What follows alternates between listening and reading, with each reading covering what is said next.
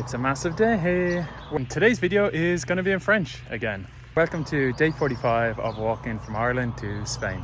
C'est la deuxième fois que j'ai fait ce truc en français. Mais si vous n'étiez pas là la première fois, c'était juste dire faire deux vidéos en français au début et à la fin pour voir s'il y avait une différence en niveau. Ouais, je me suis trompé. En fait, c'est jour 45. Et comme d'hab, j'ai bien profité avec un pain de chocolat. Ah oui, on est dans le sud. En fait, ça s'appelle un chocolatine. C'est pas clair ce que je faisais là, mais profiter, c'est un peu bizarre quand même. Et bientôt, on va monter quoi. Il est déjà 9h30. Ça fait peur un peu. Il me reste 33 km à faire. Et c'est dégueuline. Aujourd'hui, c'est un cap. C'est Saint-Jean-Pied-de-Port où j'arrive cet après-midi. Ça va être l'étape finale en France, la ville finale en France avant la frontière d'Espagne.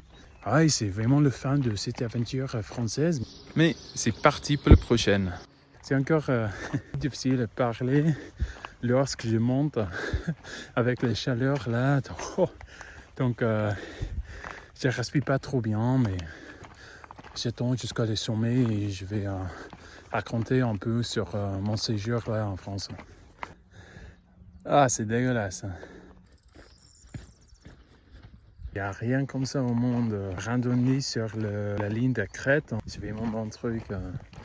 Il y a quelqu'un qui me demandait l'autre jour, t'as eu une révélation ou t'as changé? Après, la réponse est non. Ok, le premier semaine, je faisais pas mal de planning. Je m'inquiétais au niveau de blessures, où j'ai fait du bivouac et tout ça, mais franchement, après le deuxième semaine, je suis allé au pif. C'est-à-dire, je me suis senti à l'aise. Oh, ça, c'était trop bon.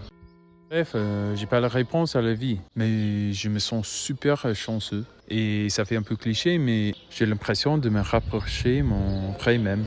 Ok, je me calme avec le philo. On a déjà croisé des distributeurs de pain, de pizza, de n'importe quoi ici en France, mais voilà, c'est le pays de meilleure cuisine du monde. Pas honte. Et voilà, je vous présente Patrick et le cul de mouton. Et pire encore, qui peut.